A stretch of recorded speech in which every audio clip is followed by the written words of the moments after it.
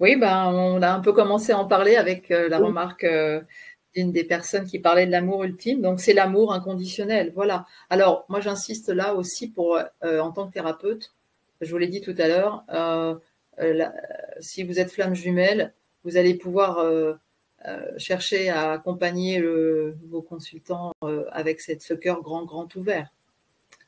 Parce que c'est ce qu'on nous demande aussi en tant que relation d'aide, quoi. C'est être justement dans cet investissement. Alors, pas y passer ses nuits, c'est pas du tout ça, hein, mais être vraiment dans ce cœur pleinement ouvert pour accueillir cette souffrance, pour accueillir la demande de disponibilité. Moi, je sais qu'entre les séances, enfin, si les personnes veulent m'appeler, elles m'appellent pour un petit coup de pouce parce que voilà, c'est nécessaire parfois. Et puis c'est d'ailleurs comme ça que j'ai lié, j'ai retrouvé ma famille d'âme parce que mes premières patientes étaient appartiennent à ma famille d'âme, maintenant je le sais, et j'ai passé du temps avec elles aussi sur le plan amical pour les accompagner, sans être rémunérée.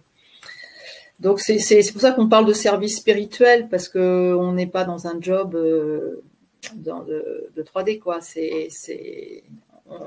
On y met tout son être en fait dans cet accompagnement, quoi. C'est vraiment une mission, ouais. Voilà. Donc, en tant que thérapeute, l'amour inconditionnel, il est très important aussi à travailler. Mais aussi pour soi, hein, cet amour inconditionnel, hein, c'est aimer sans condition, sans jugement, sans limitation. C'est aimer l'autre là où il en est, tel qu'il est. Donc, alors évidemment, sur le parcours flamme jumelle, si vous n'êtes pas là-dedans, si vous ne faites pas cet effort, bah, ça ne marchera pas. C'est sûr, ça ne marchera pas. Je vous donne un exemple parce que souvent, bah, on me dit que le chasseur a plutôt à travailler, à guérir la blessure d'abandon et le runner la blessure de rejet. Bon, c'est vrai que c'était le cas chez nous. Ben vous avez blessé la personne, vous avez touché la blessure de rejet par une remarque ou par une perception.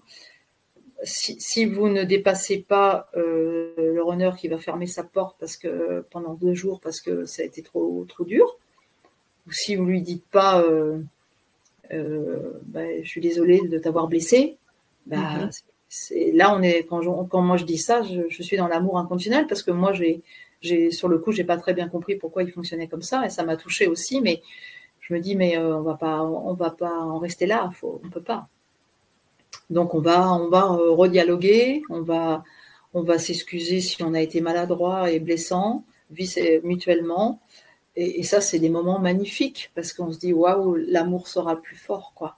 L'amour sera toujours le plus fort, en fait. Vraiment. Et cet amour, c'est l'amour inconditionnel. Alors, je dis pas qu'on y est pleinement, parce qu'il y a des moments où il y a encore des trucs qui reviennent, qui nous empêchent de l'être pleinement, mais on y travaille en tous les cas. Et c'est vrai que quand on est réunis, de toute façon, on n'a pas le choix de le travailler. Parce que là-haut, ils ne nous laissent pas tranquilles. Ils savent qu'on est presque en haut du sommet, ils vont pas nous laisser nous endormir. Hein. Donc c'est très exigeant. C'est vrai que c'est très exigeant comme objectif de mission, quoi. Et effectivement, quand ça frotte, c'est parfois enfin tout un cheminement avant de pouvoir aller toquer à la porte de l'autre et de lui dire. Ben oui, parce que ça vient questionner nous-mêmes aussi dans nos retranchements, dans nos blessures, dans nos empêchements, dans notre émotionnel, parce que voilà. Donc ouais, c'est un vrai travail d'acceptation, de sortir de son confort, de ces vieux schémas un peu pourris, quoi. Hein.